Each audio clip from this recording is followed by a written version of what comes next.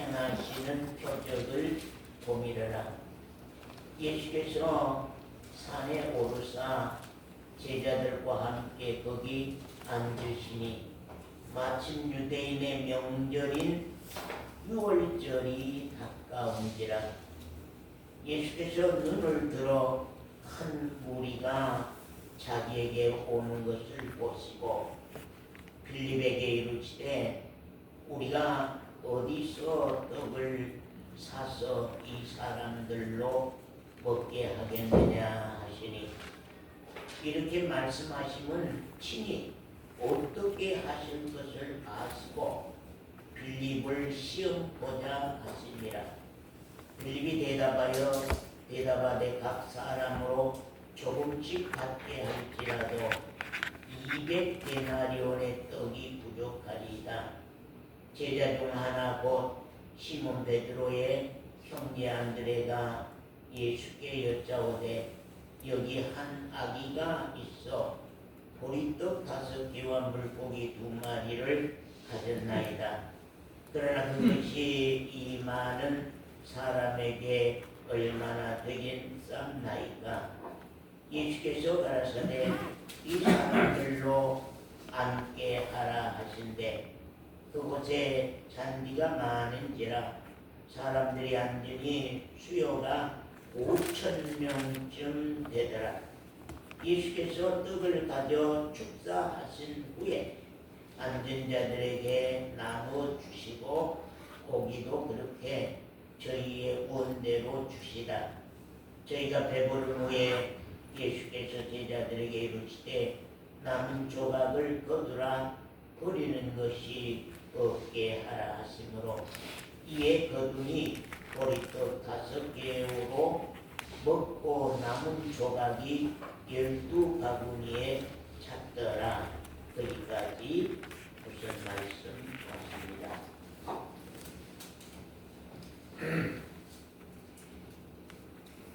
우리가 방금 전에 읽은 말씀은 여러분들이 이렇게 설명적인 얘기로도 많이 들었을 것입니다.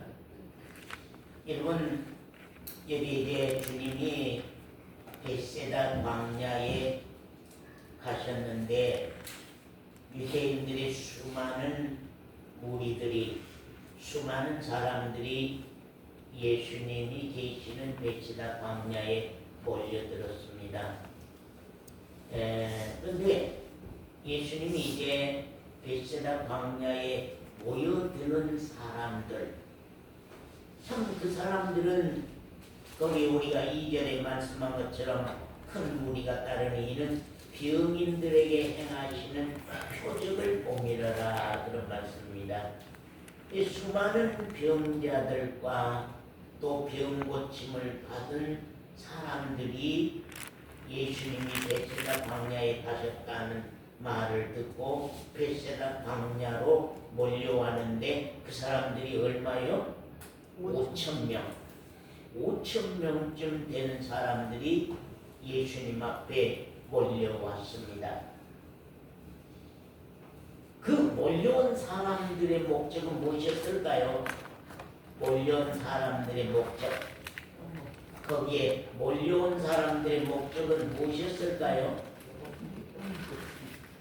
배고픈 게 떡 먹으러 왔어요? 예? 배고픈 게 떡 먹으러 왔어요? 이 몰려온 사람들이 지금 뭐 하려고 왔을까요? 이게 몰려온 사람들, 수많은 병자들, 수많은 또 병고침을 받은 사람들.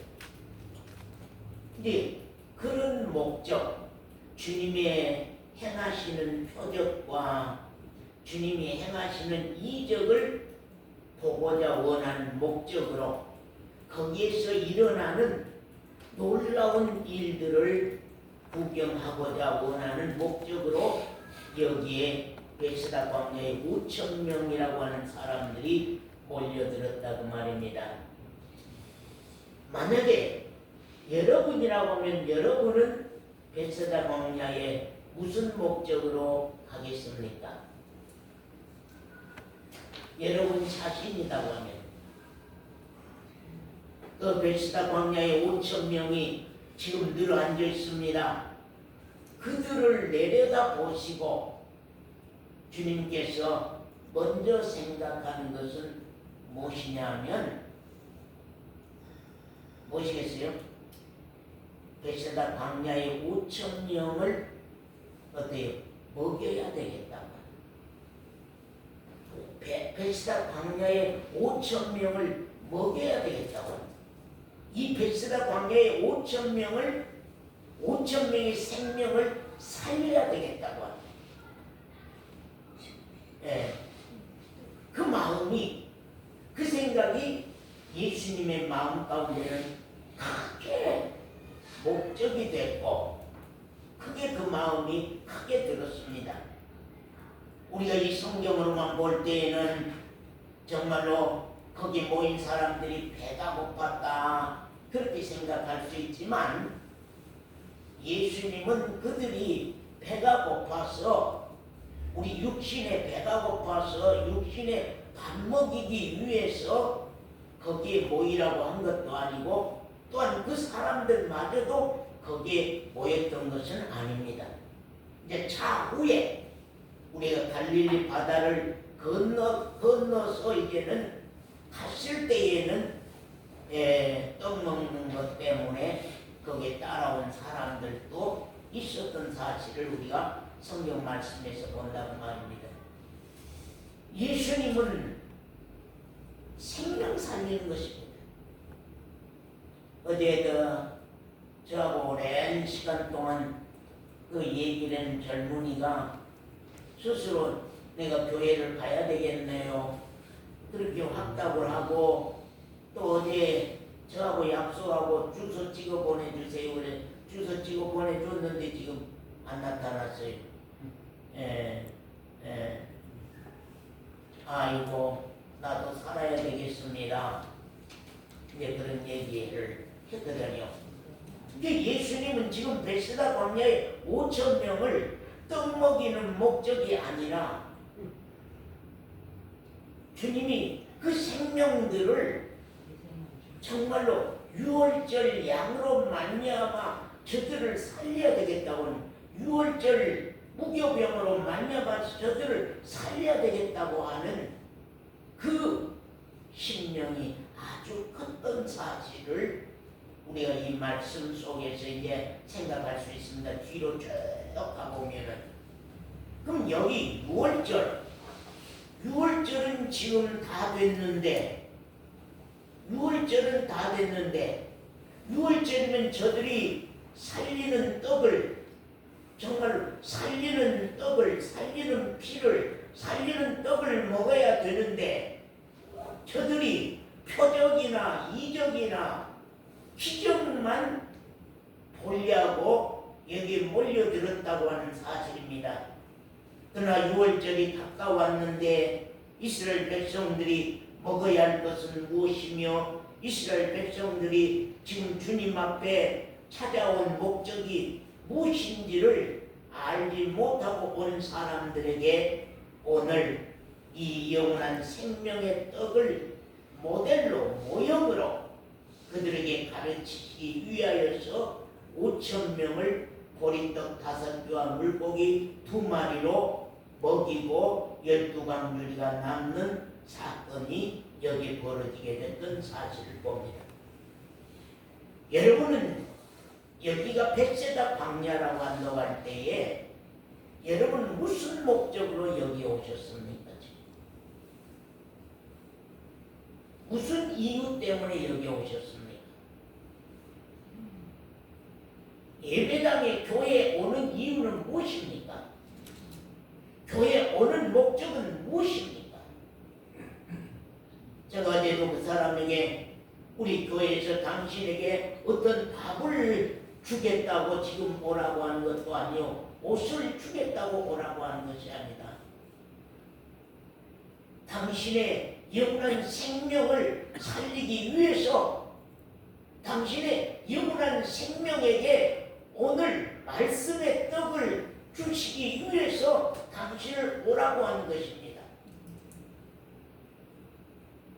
베스라다 광야의 엠마오 교회에 오늘 여러분이 오셨다고 하면은 여러분이 오시는 이유는 무엇이며 오실 목적은 무엇인지 우리 각자 정말로 심령 가운데서 지금 밝혀져야 하는 것입니다. 베스다 광야에 앉는 요단 강변 광야에 너희가 뭐하러 갔더냐? 부드러운 옷 입은 사람들을 구경하려고 갔더냐? 거기에서 일어난 일이 무엇이느냐? 요한이 행하는 그 일이 무엇이느냐? 회개한 자들에게 세례를 주는 역사를 너희들이 보았지 않느냐? 그런데 나갔으면 회개하고 세례를 받고 돌아와야 할 사람들이 그냥 구경꾼처럼 구경만 하고 그냥 돌아왔단 말이에요.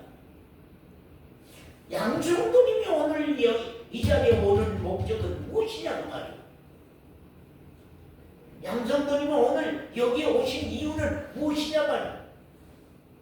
그냥 교회 다니는 사람이니까 교회 오는 것인가? 아니면은 오늘 아침에 교회 간다고 할 때에 내가 오늘 가는 이유가 무엇인지, 오늘 가는 목적이 무엇인지가 우리 가운데 좀 밝혀지고 그런 마음이 멀어져서 이 예배당을 찾아와야만 되는 겁니다. 그냥 막연하게 주일날이니까 우리 김강계 집사님이, 정권사님이, 제 집사님이 그냥 주일날이니까 막연하게 아무 생각 없이 그냥 교회 가는 날이니까 교회 한번 갔다 와야 되겠다 하고 아무 생각도 없이 막연하게 주일날이니까 교회에 오는 사람들입니까? 아니면 아침부터 내가 챙길 때에는 내가 오늘 교회 가는 이유가 무엇이냐? 교회 가는 목적이 무엇이냐? 하나님이 나에게 오늘 주시고자 원하는 것이 무엇인가? 백제다 광야에서 예수님이 주시고자 원하는 건 무엇이냐? 오는 사람들은 표적 보기 위해서 오셨지만 예수님이 그들에게 주시고자 원하는 것은 생명의 떡이라고.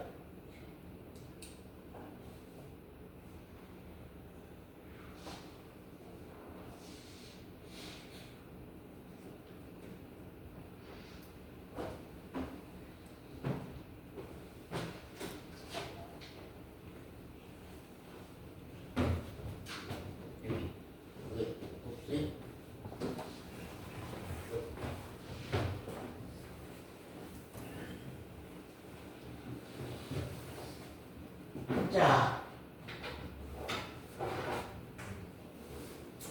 손님이 다 일어나. 자, 봅시다. 여기 뭐예요? 6월절. 6월절. 우리가 될 건 나는 6월절이 내 신앙으로 이루어졌느냐? 6월절의 은혜를 내가 받았느냐? 그 중요한 김강계 집사님은 신앙하면서 가장 기초적인 것이 6월절 은혜를 내가 받았느냐? 그게 중요합니다. 하나님과 나 사이에서 죄악으로 말미암아서 원수됐고 죄악으로 말미암아서 막힌 담이 하나님과 나 사이에 걸어져서 이제 나는 하나님의 아들 되고 하나님의 백성 되고 하나님은 내 아버지 되는 그 관계가 정말로 바로 맺어졌느냐 하는 것이 우리 신앙에서 중요합니다. 하나님이 그냥 막연하게 하나님이 내 아버지 되는 게 아닙니다. 하나님 우리가 교회 다니다 보니까 막연하게 하나님이 내 아버지 됐다. 하나님은 아버지시다. 그건 전부 거짓말입니다. 우리 각자 신앙에서 한번 크게 체험이 이 6월절 은혜를 내가 받는 신앙의 체험이 한 번은 크게 우리 가운데서 일어나야 되는 거거든요. 그래서 나는 유월절 신앙을 거쳤는가? 나는 유월절 신앙을 거치지 못했는가? 하는 것을 우리가 참 생각해 봐야 됩니다. 그 유월절이라고 하는 게 뭐냐 하면요. 자, 한 문자로 생각해보면 유는 뭐라고요? 넘을 유자. 넘어간다고 말이거든요. 넘을 유자, 또 월자는요. 넘을 월자. 마디절자, 절기절자 그래서 넘어가는 절기다. 넘는 절기다. 하나님의 무서운 죽음의 재앙이 나 머리 위로 그냥 넘어가는 그 넘어가는 은혜를 받았다. 하나님은 나의 죄에 대해서 절대 정죄하지 아니한다. 나의 죄에 대해서 절대 심판하지 아니한다. 왜냐하면 하나님이 유월절 양으로 말미암아서 나를 넘어간 사건들이 있었다고 하는 사실이거든요. 그래서 나는 정말로 하나님이 나의 죄에 대해서는 넘어갔는가? 나의 죄에 대해서 계속 심판의 무서운 목적을 두시고 나를 향하고 있는지 지금 그래서 우리가 죄 사함 받는다고 하는 거, 죄를 하나님 앞에 사함 받는다고 하는 거, 죄를 용서받는다고 하는 거, 죄를 사함 받는 확증이 있느냐, 죄를 용서받는 확증이 있느냐, 그게 중요합니다. 우리 교회 다니는 사람은 다 죄가 사함 받고 죄 용서받고 그건 거짓말입니다. 한 번은 언젠가 우리 각자 자신에게 체험적으로 사망에서 생명으로 옮기는 그런 받은 증거들이 우리가 신앙으로 갖고 있다고 하는 것이 중요합니다. 우리 사람은요, 사람만이 죄의 값이라고 하는 것은 절대로 사망입니다.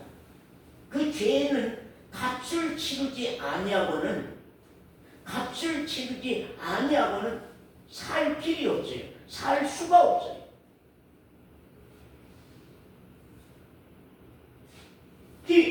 유월절이란 말은 넘는다. 넘어간다. 그래서 이제 출애굽기 12장 1절에서 14절 말씀, 그 다음에 출애굽기 12장 21절에서 23절 말씀 한번 봅시다. 우리 출애굽기 12장 찾으실 수 있는 분은 꼭 찾으세요. 노인들은 찾기가 힘드니까 조금 쉬셔도 되겠습니다. 자, 우리 12장 우선 시간이 없으니까 8절부터 보겠습니다. 아니 1절부터 봐야 되겠네요.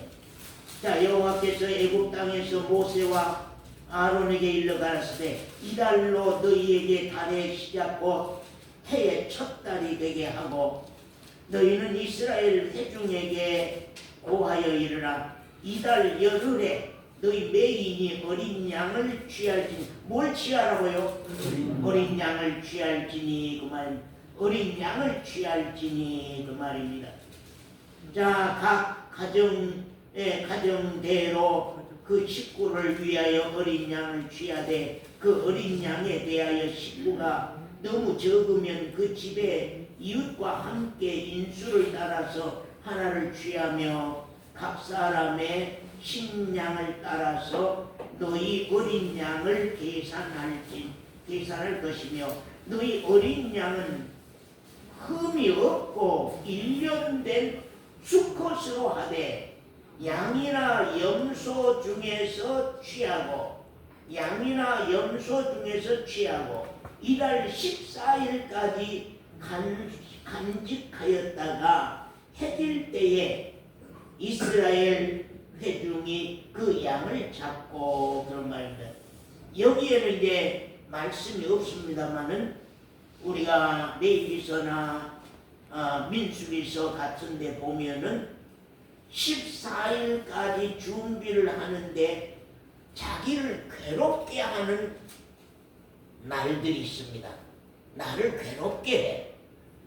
그게 뭐냐면 자기 죄에 대해서 괴로워한다고 말, 자기 죄에 대해서 고통해 한다고 말입니다. 그래서 이제 자기 죄에 대해서 고통하고 괴롭게 하는 날이 14일까지. 그래서 이제 14일에 양을 잡아서 그 말입니다. 왜냐하면 죄에 대한, 김강계 집사님이 죄에 대해서 하나님께서 속해 주려고, 하나님께서 죄에 대해서 구원해 주시기 위해서 지금 어린 양을 취하는데, 어린 양을 취해 놓고 14일까지 그 시간 동안에는 자기 죄에 대해서 괴로워하는, 회개하는 시간이 거기에 있는 것입니다. 그러면서 거기에 7절부터입니다. 그 피로 양을 잡을 집, 문, 좌우, 설주와 임방에 바르고 그 밤에 그 고기를 불에 구워 무교병과 쓴나물과 아울러 먹되 난로나 물에 삶아서 먹지 말고 그 머리와 정갱이와 내장을 다 불에 구워 먹고 아침까지 남겨두지 말며 아침까지 남은 것은 곧 소화하라. 너희는 그것을 이렇게 먹을지니 허리에 띠를 띠고 발에 신을 신고 손에 지팡이를 잡고 급히 먹으라. 이제 그런 말씀입니다. 거기에 이제 우리가 8절 보면 그 밤에 그 고기를 불에 구워 무엇과 함께요? 무교병. 이게 쓴나물보다 무교병이 중요해요. 무교병. 누룩 안 든 떡, 누룩 없는 떡, 그걸 이제 먹으라는 것입니다. 누룩 안 든 떡을 먹으라. 그 문지방과 문설주에 피를 발라놓고 안에서는 그 희생양의 고기와 무교병 떡을 먹으라는 것입니다. 무교병 떡은 예수 그리스도의 그 희생하신 몸을 비유해서 말씀한 거거든요. 그 다음에 13절입니다. 13절. 내가 애굽 땅을 칠 때에 그 피가 너희의 거하는 집에 있어서 너희를 위하여 표적이 될지라. 내가 뭘 볼 때요? 피를 먹을 때. 야 원유야, 내가 뭘 볼 때? 원유야, 내가 뭘 볼 때? 내가 피를 볼 때에 너희를 넘어가리니 재앙이 너희에게 내려 멸하지 아니하리라. 더해나 너희는 이 날을 기념하라. 도연히 마음 가운데, 도연히 심령 가운데 예수 그리스도의 십자가에서 흘리신 그 피가 증거로, 내 죄를 담당하는 증거로 있지 아니하면은 하나님의 무서운 멸망의 재앙이, 멸망의 심판이 내게 임한다고 하는 것을 여기 성경이 말씀하고요. 또 22절 저거다니만 읽어주세요. 너희는 우슬초 묶음을 취하여 그릇에 담은 피에 적시어서 그 피를 문 임방과 좌우 설주에 뿌리고 아침까지 한 사람도 자기 집 문 밖에 나가지 말라. 한 사람도 문지방과 문설주에 피를 발라놓고 한 사람도 어때요? 집 문 밖에 나가지 말라. 절대 피 안에 있어야 됩니다. 피 바르는 것 안에 있어야 돼요. 그 다음에 읽으세요. 여호와께서 애굽 사람을 치러 두루 다니실 때 문 임방과 좌우 설주의 피를 보시면 그 문을 넘으시고 멸하는 자로 너희 집에 들어가서 너희를 치지 못하게 하실 것입니다. 아니야. 됐어. 자 보십시다.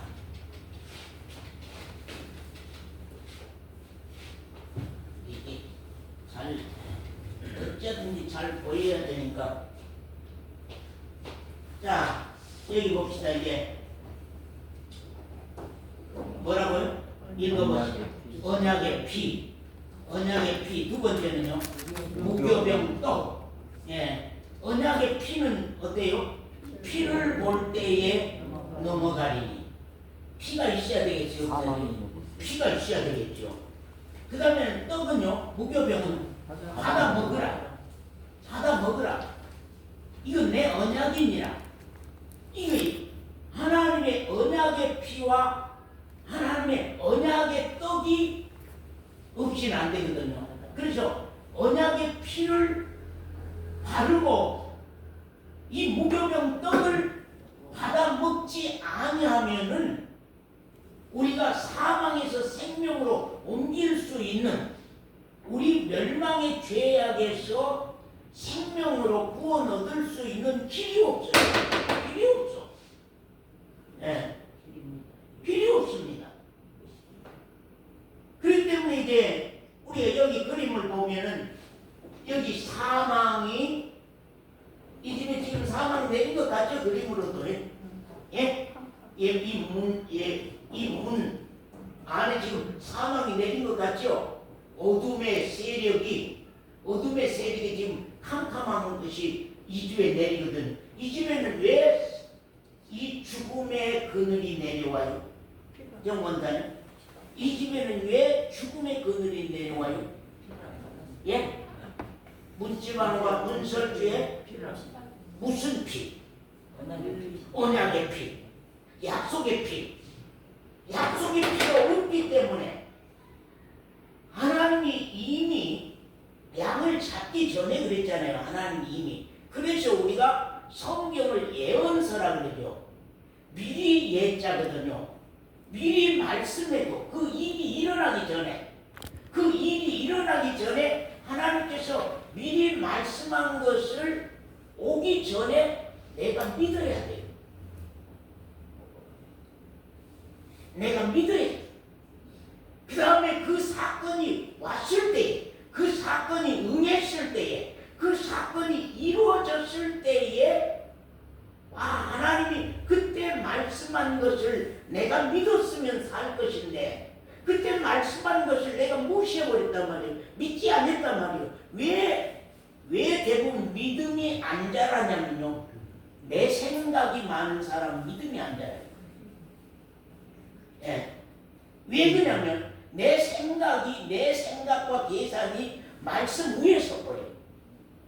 그러니까 무슨 일을 해도 하나님의 일을 하려고 하면 내 생각이 먼저 계산이 먼저 나와버려. 그러면 말씀은 아무 소용없어요. 말씀대로 안 돼요.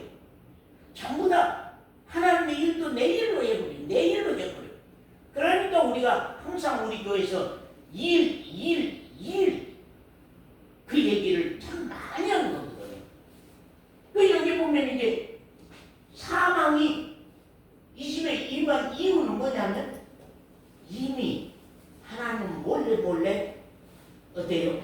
이스라엘 백성만 찾아다니면서 지금 말씀을 했더니 모세로 말미암아서 이 말씀을 했어요. 너희는 이달 14일에 문지방과 문설주에 피 바르고 그 안에서 절대 나오지 마라. 나오면 죽는다. 그리고 약속이 없는 애국 사람들의 집에만 사망의 그늘이 내린다. 죽음이 온다. 하는 것을 이미 다 알려놨어요. 그런데 그 말을 김강현 집사님 그 말을 믿는 사람은 피를 발라가지고 집 안에 들어앉아서 그 말씀을 믿는 사람은 들어앉아 있다가 살지만 그 말씀은 믿지 아니하면 이스라엘 백성이라도요 다 죽어. 이스라엘 백성이라고 해서 나 문지방과 문설주에 피 안 바르고 남이 이스라엘 백성인데 나는 살 것이다. 그건 거짓말이야. 예. 만약에 애국 사람이라고 할지라도 그 소식을, 그 복음을 알았다고 하면은 몰래 자기 뭉치방 문설주에 피 발랐다고 하면 애국 사람도 살 수가 있어요.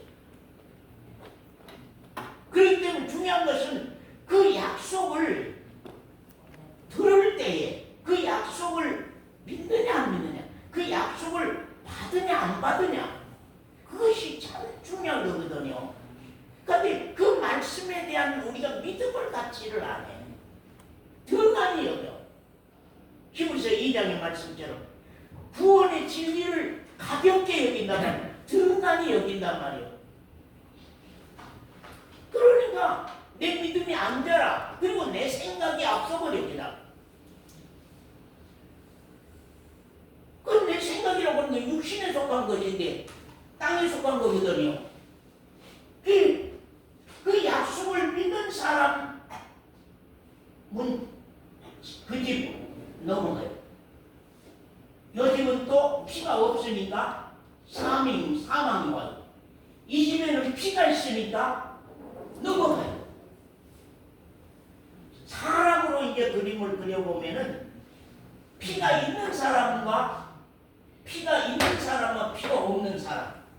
피가 없는 사람은 사망이 그 사람에게 와요. 그러나 그 마음 가운데 십자가와 주님의 보혈의 피가 그 마음 가운데 할례가 되어 있는 사람, 그 심령 가운데 할례가 되어 있는 사람은 그 사람은 사는 거예요. 그러면 여러분들은 지금 여러분의 신앙으로 생각해 볼 때에 피 받는 사람이냐 피가 없는 사람이냐 그 말. 여러분은 지금 피가 있는 사람입니까? 피가 없는 사람입니까? 여러분 자신들은 지금 피가 없는 사람입니까? 피가 있는 사람입니까? 확실히 한번 말해봐요. 이 원사는 어떻습니까? 피가 없는 사람은 죽는 사람이에요.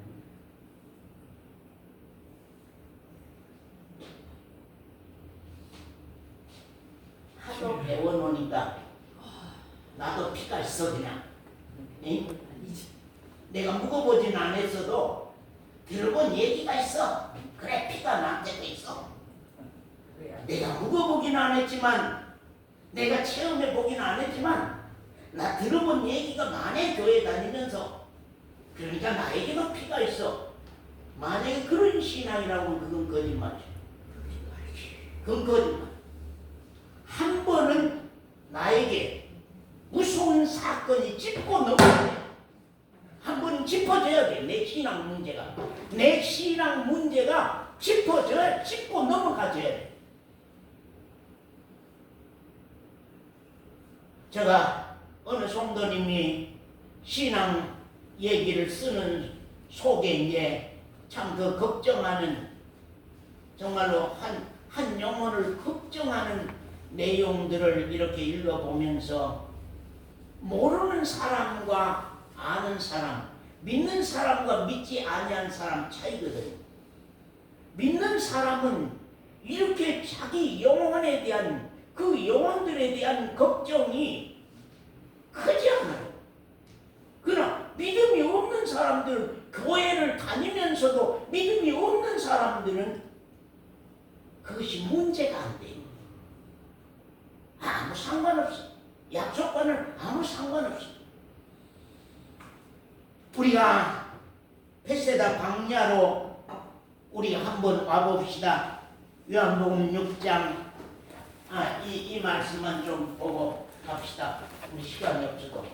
말씀은 비밀로 언제나 기록이 되어 있습니다. 말씀은. 그렇기 때문에 말씀은 계시가 없이는 볼 수가 없어요. 말씀 만날 읽어도 하루내 말씀 읽어도 재미가 없어. 하루내 말씀 읽어도 이것이 무슨 말씀입니까? 잘 안 밝혀져. 그 이유가 뭐냐면 말씀은 비밀로 기록되어 있습니다.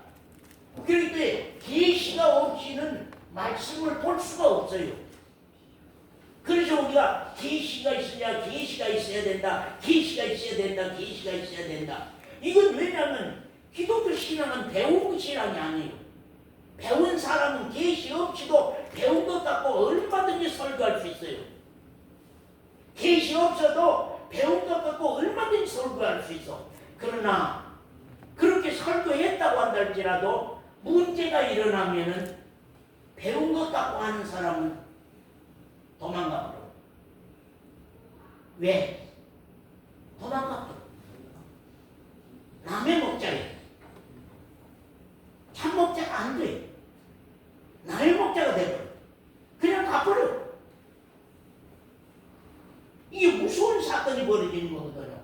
그렇기 때문에 이 성경은 전부 다 비유로 되어 있어요. 모형으로 되어 있고 어떤 모델로 되어 있고 그림자로 되어 있거든요. 그러니까 뒤에 숨어있는 것을 알라고 하면은, 뒤에 숨어있는 비밀의 뜻을 알라고 하면은 나에게 계시의 영이 임하지 아니하고는 그 말씀을 알 수가 없어요. 절대 몰라요. 자, 서원사님, 자, 말씀 에베소 1장 17절 18절 말씀 한번 읽어주세요. 우리 주 예수 그리스도의 하나님 영광의 아버지께서 지혜와 계시의 정신을 너희에게 주사 지혜와 계시의 정신을 너희에게 주사, 또 하나님을 알게 하시고 하나님을 알게 하시고 너희 마음 눈을 밝히사 너희 마음 문을 밝히사 그의 부르심의 소망이 무엇이며 그의 부르심의 소망이 무엇이며 끝까지 봅시다. 우리 지혜와 계시의 정신을 우리에게 주사 마음 눈을 밝혀서 하나님을 알게 한다고 합니다. 이 비밀을 알게 한다고 하는 거예요. 또 한번 그 3장 9절 말씀요. 영원부터 만물을 창조하신 하나님 속에 감추었던 비밀의 경륜이 어떠한 것을 감추었던, 창세 전부터 이 세상을 창조하신 하나님의 비밀에 감추었던, 비밀이 돼 있는 감추었던 그 비밀의 무엇이요? 경륜을 밝혀져야 될 거 아니에요? 예? 하나님의 경륜이 밝혀져야지. 오늘 우리가 기도할 때에, 그럴 때 예배 시간 우리가 기도할 때에 우리 마음 눈을 들어서 하늘로부터 오는 아버지 하나님의 그 뜻을 우리에게 밝혀달라고, 그 감추어진 비밀을 우리에게 밝혀주십시오. 그렇게 해서 우리로 알고 신앙할 수 있도록 도와주십시오. 그런 말씀을 합니다. 그리고 이제 적으신 분들은 이렇게 이제 마태복음 13장 이렇게 적어주시면 됩니다. 자, 이 그림만 봐도 넘어가지요. 예? 권사님 보입니까? 넘어갔습니까? 넘어가지 못하고 나에게 이 무서운 화살이 내려왔습니까? 나에게 무서운 이 사망의 화살이 내려왔습니까? 나는 넘어갔다. 다른 집일 거다. 이건 다른 집. 이건 약속이 없는 애국 사람들. 이건 약속이 없는 애국 사람들. 약속이 있는 이스라엘 사람들. 약속을 믿는 이스라엘 사람들. 왜냐하면 애국 사람들은 몰래 어디서 들었든지 그렇게 들어야 할 사람들이거든. 그 사람들에게는 직접적으로 안전해 줬으니까. 이스라엘 사람들에게만 14일에 양을 잡아서 피를 흘려서 문지방과 문설주에 바르고 무교병 떡을 먹으라고 하는 그 말씀을 이스라엘 사람들만 복음 소식을 듣고 받았단 말이에요. 애국 사람들은 몰라. 그런데 애국 사람이라고 할지라도 고넬료처럼, 고넬료는 이방인이었잖아요. 이스라엘 백성들 그 성전에 가서 예배하는 것을 구경을 하고는 자기도 그렇게 따라서 했거든요. 하나님 그래서 베드로를 보내서 그를 구원하는 사건이 벌어지거든요. 그렇기 때문에 우리 어느 죄는 어떻게 해결받을까? 우리 이민족 자매 죄는 어떻게 해결받을까? 이것이 우리 신앙에서 아주 중요한 사건인 것, 중요한 사실이거든요. 자, 우리 요한복음 6장으로 돌아옵니다.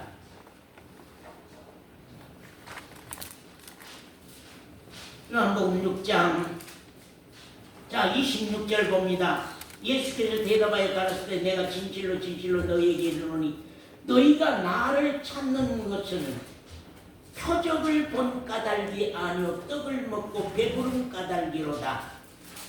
썩는 양식을 위하여 일하지 말고 영생하도록 있는 양식을 위하여 하라. 그런 말입니다. 자, 이 표적은 어떤 표적일까요, 서원자님?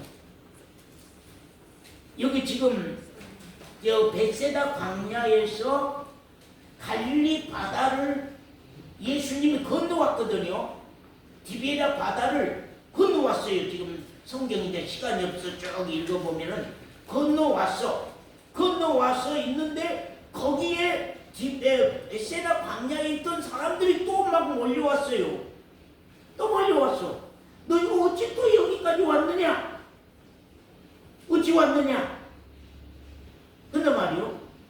그 25절 바다 건너편에서 만나 라비오 어느 때에 여기 오셨나이까 하니 예수께서 대답하여 가르치되 내가 진실로 진실로 너희에게 이르노니 너희가 나를 찾는 것은 표적을 본 까닭이 아니요 떡을 먹고 배부른 까닭이로다. 사원사님 무슨 표적을 봤어야 됐어요? 무슨 표적을 봤어야 됐어요? 어디? 아신 분 또 다른 분 아신 무슨 표적을 보였어요? 봤어야 됐어요? 예? 무슨 표적? 생명의 피. 떡 5개로 지금 떡 5개로 5,000명을 먹이고 살린 표적. 어떤 병 고치는 표적을 말한 것이 아니고 또 다른 성경에 보면은 마태복음 12장 39절 이하에 보면은 요나의 표적을 주님이 말씀해요.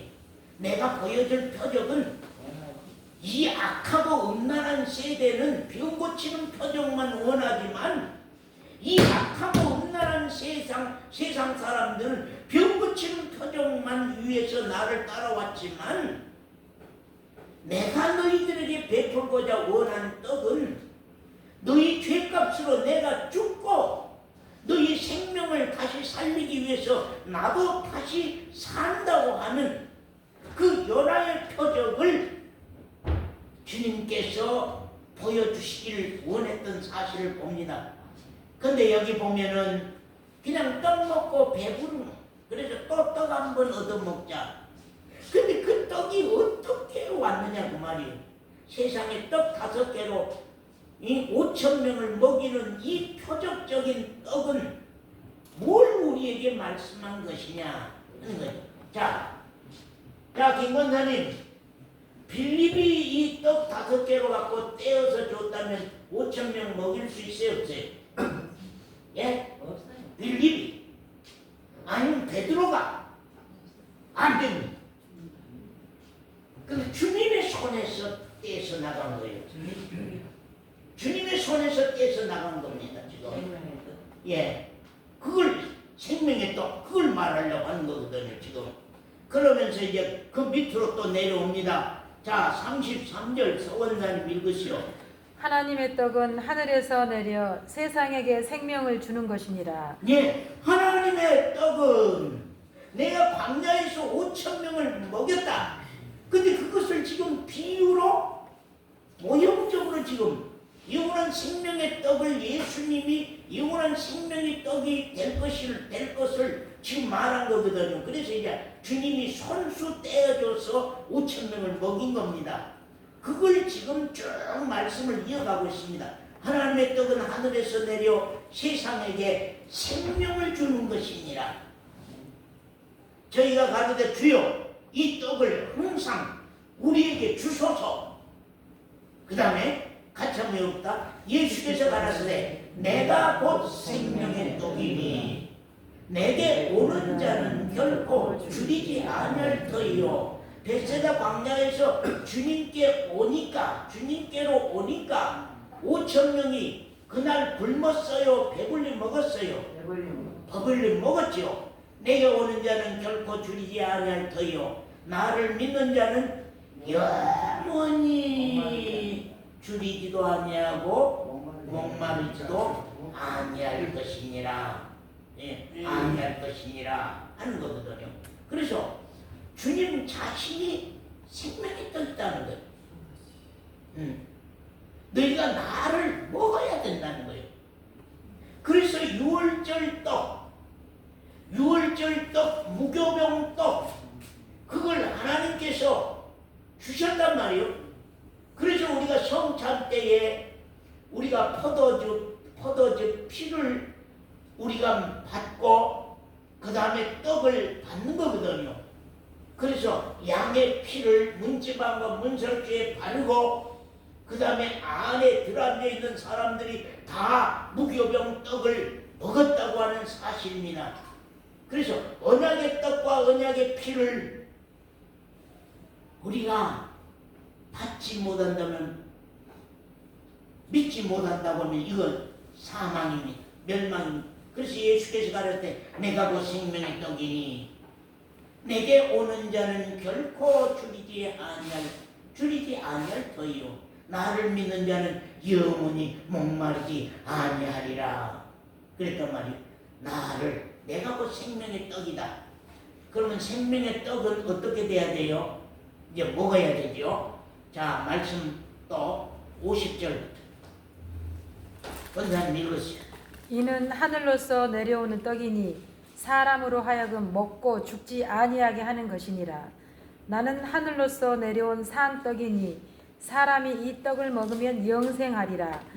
나를 먹으면 나는 너희 산 떡이니, 나는 산 생명의 떡이니, 나를 먹으면 언니야, 나를 먹으면 도연아, 나를 먹으면 영원히 살리라. 그러니까 이제 또 53절 보세요. 예수께서 이르시되 내가 진실로 진실로 너희에게 이르노니 인자의 살을 먹지 아니하고 인자의 피를 마시지 아니하면 너희 속에 생명이 없느니라. 자, 53절 우리 다 같이 한번 읽읍시다. 시작. 예수께서 이르시되 내가 진실로 진실로 너희에게 이르노니 인자의 살을 먹지 아니하고 인자의 피를 마시지 아니하면 너희 속에 생명이 없느니라. 이해가 안 가요. 어떻게 주님을 지금 우리가 잡아먹냐? 주님이 여기서 살아서 우리 곁에 계시는데 어떻게 주님의 살을 먹고 주님의 피를 마신다고 하느냐? 이해가요, 여러분은? 이해가는 분 한번 손 들어보세요. 원사님, 왜 이해가? 어떻게 이해가? 봅시다. 어떻게 이해가 가요? 주님이 지금 살아계시잖아요. 옆에 계시잖아요. 근데 주님이 내 살을 먹지 아니하고 내 피를 마시지 않으면 나는 상관이 없다. 나는 곧 생명의 떡이다. 나는 곧 생명의 떡이다. 말씀을 듣지 않으면 예? 나는 곧 생명의 떡이다. 그랬단 말이에요. 예. 생명의 떡이다. 그랬단 말이에요. 그러니까 자 봅시다. 살아계신 아버지께서 나를 보내심에 내가 아버지로 인하여 사는 것 같이 나를 먹는 그 사람도 나로 인하여 사니라. 나를 먹는 성철이 형제, 나를 먹는 그 사람도 나로 인하여 사이라. 예수 그리스도를 먹는 그 사람도 예수 그리스도로 말미암아서 살 것이다. 왜? 예수 그리스도는 생명의 떡이기 때문에 그 생명의 떡을 우리 언유가 먹으면, 그 생명의 떡을 우리 지우가 먹으면, 그 생명의 떡을 우리 도연이가 먹으면 영생하도록 산다. 영원히 산다. 그게 이해가 안 돼서 52절 같이 읽읍시다. 이러므로 유대인들이 서로 다투어 가로되 다투어가로되 이 사람이 어찌 능히 제 살을 우리에게 주어 먹게 하겠느냐? 아니 살아있는 사람이 어떻게 자기 살과 자기 피를 또 우리가 뜯어서 먹을까? 뜯어서 마실까? 그러니까 60절 원사님 읽으세요. 제자 중 여럿이 듣고 말하되 이 말씀은 어렵도다 누가 들을 수 있느냐 한데 이 말은 어렵다. 인강의 집사님, 이 말은 어렵다. 누가 이 말을 알아들을꼬? 에? 당신이 생명의 떡이라고 하면서 당신의 살을 먹고 당신의 피를 마시지 아니하는 나하고 상관이 없다고. 그런데 이 말을 누가 알아들을꼬? 몰라. 그러니까 이제 말씀 풀어갑시다. 자, 61절부터입니다. 송원자님. 예수께서 스스로 제자들이 이 말씀에 대하여 수군거리는 줄 아시고 가라사대 이 말이 너희에게 걸림이 되느냐 이 말이 너희에게 걸림이 되느냐? 그러면 너희가 인자의 이전 있던 곳으로 올라가는 것을 볼 것 같으면 어찌하려느냐 그러면 너희가 예. 인자가 이전 있던 곳으로 하나님의 나라로 올라가 버리고 나면 그럼 어쩔래? 이제 나 몸이 없는데 나 몸을 뜯어먹고 나 피를 너희들이 빨아먹을래? 나 올라가면 어떻겠냐? 어떨래? 자, 원사님 또 62절. 그러면 너희가 인자의 이전 있던 곳으로 올라가는 것을 볼 것 같으면 어찌하려느냐 살리는 것은 영이니 육은 무익하니라 내가 너희에게 이른 말이 영이요 생명이라. 다 해결났어요? 예? 해결됐어요? 주님이 주님 가버렸어도 십자가에 못 박아 죽으시고 부활하여서 승천해 본 후에도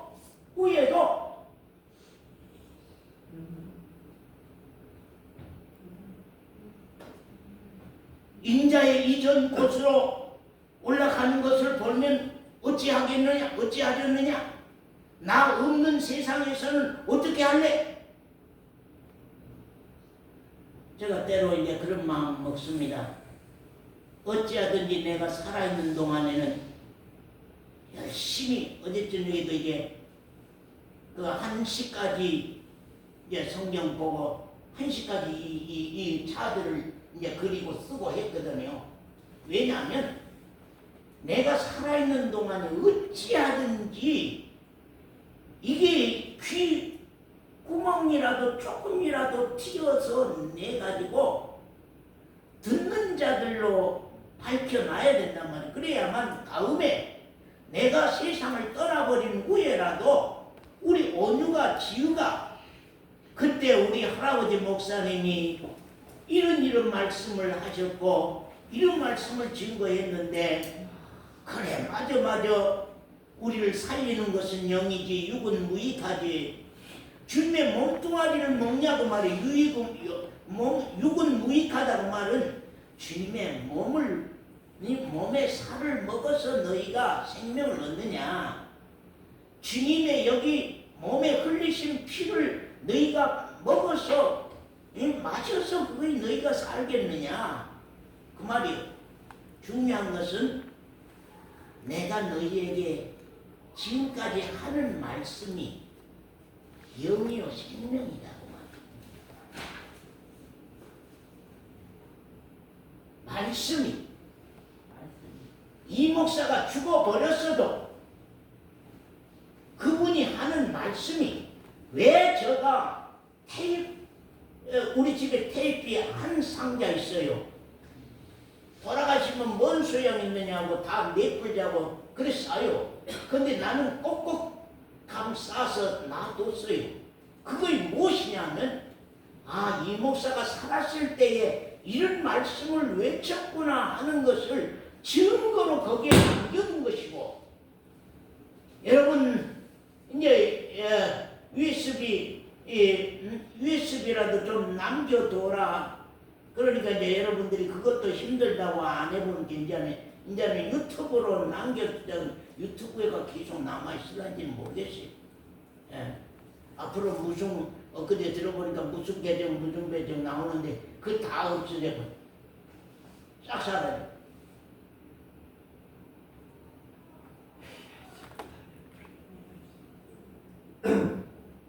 주님이 그 몸이 죽어서 천국으로 가버렸어도 그분이 하신 말씀이 영이요 생명이에요.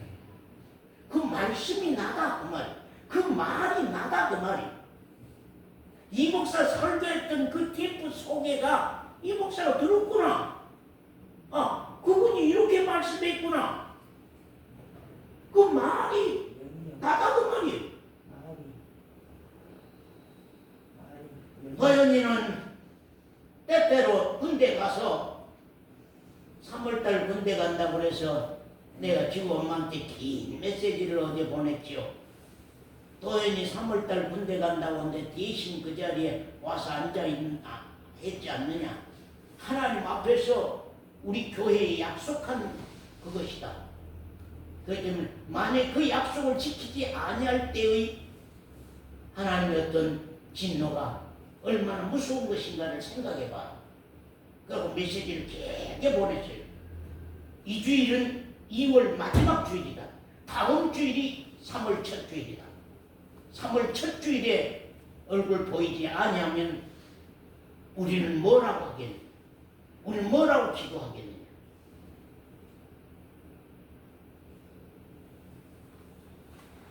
약속에 대한 불신은 무서운 죄를 낳는 것이거든요. 그러면서 거기 말씀 봅니다. 65절 이하입니다. 또 가라사대 이러함으로 전에 너희에게 말하기를 내 아버지께서 오게 하여 주지 아니하시면 누구든지 내게 올 수 없다 하였노라 하시니라. 아멘. 이러므로 제자 중에 많이 물러가고 다시 그와 함께 다니지 아니하더라. 그럼 67절 예수께서 12 제자에게 이르시되 너희도 가려느냐. 다 같이 한번 읽읍시다. 68절 다 같이 시작. 시몬 시몬 베드로가 대답하되 대답하여 주여 영생의 말씀이 계시네 우리가 네게로 가오리까. 베드로 지금 마음은 어때요? 예수님 가셔도 예수님이 하신 말씀이 있었지 않습니까? 응?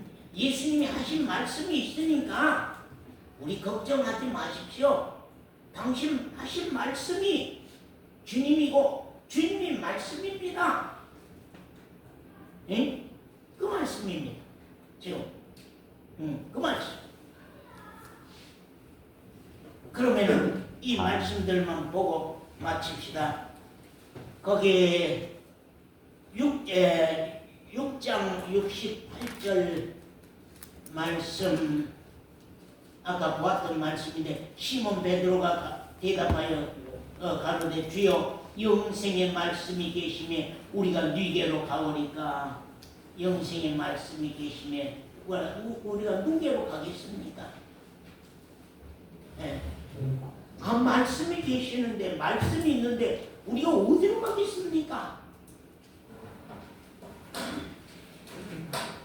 네. 참.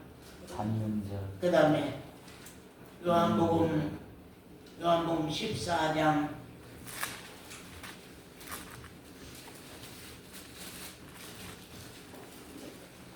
요한복음 14장 16절 17절 말씀입니다. 내가 아버지께 구하겠으니 그가 또 다른 보혜사를 너희에게 주사 영원토록 너희와 함께 있게 하시리라. 보혜사를 내가 보내서 영원토록 네 안에 너희와 함께 있게 하시리니 저는 진리의 영이라. 세상은 능히 저를 받지 못하나니 이는 저를 보지도 못하고 알지도 못합니다. 그러나 너희는 저희를 아나니 저는 너희와 함께 거하시며 또 너희 속에 계시겠습니다. 권사님, 지금 권사님 안에 누가 있습니까? 정 권사님 안에 누가 있습니까? 하나님 안 계십니까? 예수 그리스도 안 계십니까? 예수 그리스도는 권사님 안에 어떻게 계십니까? 하나님은 권사님 안에 어떻게 계십니까? 말씀으로 계시네. 말씀이 있어. 말씀이 계셔. 말씀이 있어.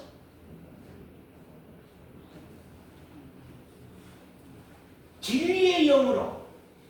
말씀이 진리의 영으로 있어 우리 안에. 아까 살리는 것은 영이니 육은 무익하니라. 내가 이런 말이 영이요 생명이라고 했잖아요. 주님이 하신 말씀이 영이요 생명이다. 진리의 영이 우리 한자매 안에, 진리의 영이 김영관 집사 안에, 진리의 영이 우리 정성철 형제 안에 말씀이 영으로서 그 안에 살아서 나를 가르치고 나를 지배한단 말이에요. 또 말씀 봅니다. 자, 15장 26절. 요한복음 15장 26절입니다. 26절 같이 한번 읽읍시다. 내가 아버지께로서 너희에게 보낼 보혜사 곧 아버지께로서 나오시는 진리의 성령이 오실 때에 그가 나를 증거하실 것이요. 진리의 성령이 너희 안에 있느냐 그 말이에요. 진리의 영이 너희 안에 있느냐. 그래서 25절에는 그러나 내가 이는 저희 율법에 기록된 저희 영고 없이 나를 미워하였습니다. 말을 응하게 하려 하시며 말씀을 응하게 하려고 한다 이제. 아멘. 예, 이루게 하려고 한다. 우리에게 우리 안에 그 진리의 성령이 오실 때에 그가 이제 나를 증거하실 것이다. 그래서 말씀이 하나님을 증거하고 우리 이민숙 자매 안에 말씀이 하나님을 그 안에서 증거하고 예수 그리스도를 그 안에서 증거하고 그 안에서 주님의 피를 증거하고 주님의 무교금 떡을 증거한단 말이에요. 그 다음에 거기 16장 13절 16장 13절 같이 한번 봅시다. 그러나 진리의 성령이 오시면 그가 너희를 모든 진리 가운데로 인도하시리니 그가 자유로 말하지 않고 오직 듣는 것을 말하시며 장래 일을 너희에게 알리시리라. 진리의 성령이 너희 안에 있느냐? 원사님 말씀 보시기를 열심히 합니까 안 합니까? 말씀 보시기를 열심히 해요 안 해요? 말씀을 여러분 보면서 이 말씀을 하나님의 그 이 비밀을 밝혀주십시오 하고 말씀을 많이 보라고 그랬죠. 엊그저께 우리 김권사님 제가 말했죠. 찬송이 많이 온다고 찬송이 많이 온다고 그럴 때 저 바꿔줘야 된다 이제. 찬송이 많이 오는 것이 이제 말씀이 많이 오는 걸로 바꿔줘야 됩니다. 아멘. 예, 찬송 많이 오는 건 그건 우리의 신앙을 생명적인 신앙, 인격적인 신앙으로 바꿀 수가 없습니다. 그건 감성을 울리는 말이 될 망정 우리 생명을 우리 받게 하는 내용이 안 됩니다. 그러고 말씀을 많이 보십시오. 말씀을 많이 읽으십시오. 그 말씀. 그래서 말씀이 항상 서원사님 안에 있어서 서원사님이 누구를 손님들에게 누구를 얘기해도 말씀이 척척척척 나오면서 그 말씀으로 얘기를 할 수가 있어요. 말을 할 수가 있죠.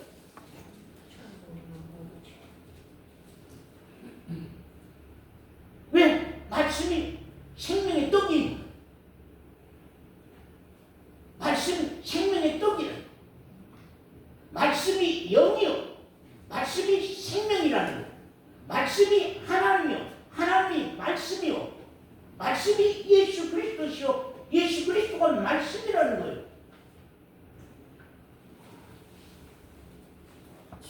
그래서 우리에게 예언의 언약으로 말씀한. 그래서 이제 이 약속에 대해서 믿는 사람은 문지방과 문설주에 피 바릅니다. 김강기 집사님, 오늘 가서 문지방과 문설주에 양 잡아서 피 바르랍니까? 그거 안 바르고 내 마음 가운데, 내 심령 가운데 예수 그리스도의 그 피 흘려 죽으심이 내 안에 할례가 되랍니까? 예수님의 그 나를 위해서 죽으신 그 피 흘리신 사랑이, 나를 위하여 피 흘리신 사랑이 내 마음 가운데 할례가 돼 있다. 그래서 내가 이 일을 해도 피곤하지 않아, 힘들지 않아. 어제 제가 기도하는데 거짓 목자와 참 목자의 말씀이 나왔습니다. 정말로 에모 교회 참 목자라고 하면은 이들에게 총뿌리가 들이댈 때에 네가 나서서 네가 대신 맞아 죽을 수 있느냐? 그게 참 목자라고 합니다. 맡은 자의 할 일은 충성인이라는 거거든요. 예, 맡은 자의 할 일은 충성이에요. 내가 받은 은혜가 너무 크기 때문에 이 작은 이 일이 힘들지 않아. 내 목숨을 바치더라도 그건 작은 일이요. 힘들지 않아. 그래야 되거든요. 이거 그래야 되는 거예요. 근데 그렇지 않으면 이거 일들이 전부 다 힘이 들어. 일한 것마다 전부 다 힘이 들어. 그러면 그 일을 충성이 안 돼요. 예. 가식이 돼요. 시켜서 하는 것이 돼버려요. 받은 은혜가 하는 것은 순종밖에 안 돼요. 거기는 순종에는 불평도 없어요. 불만도 없어요. 거기는 오직 더 못해서, 내가 주를 위해서 더 못해서, 내가 받은 은혜가 이렇게 큰데 내가 하는 일은 이건 아무것도 아니구나. 너무 작은 것이구나. 근데 우리는 세상 사람들 방법처럼 생각해요. 세상 사람들이 동네 그쪽 길 좀 쓸어놓고는 그것을 이장한테 보이고 사람들 동장에게 말하고 어디에 말해서 내가 이거 싫었다고 나타내려고. 왜 이런 현상이 일어나겠느냐 그 말이에요.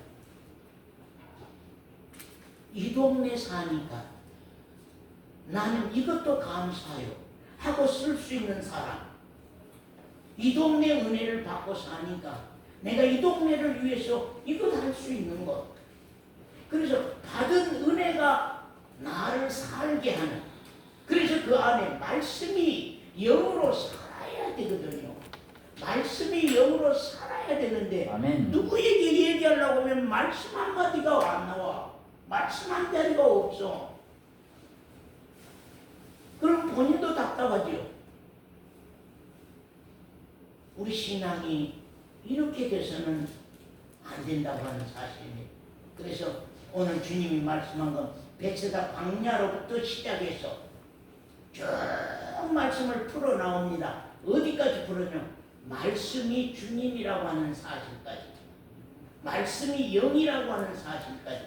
내가 떠나가더라도 말씀은 남아있지 않느냐? 말씀이 남아서 나의 역사를 하고 가지 아니하느냐? 거기까지 우리에게 계속 말씀하고 갑니다. 기도하겠습니다.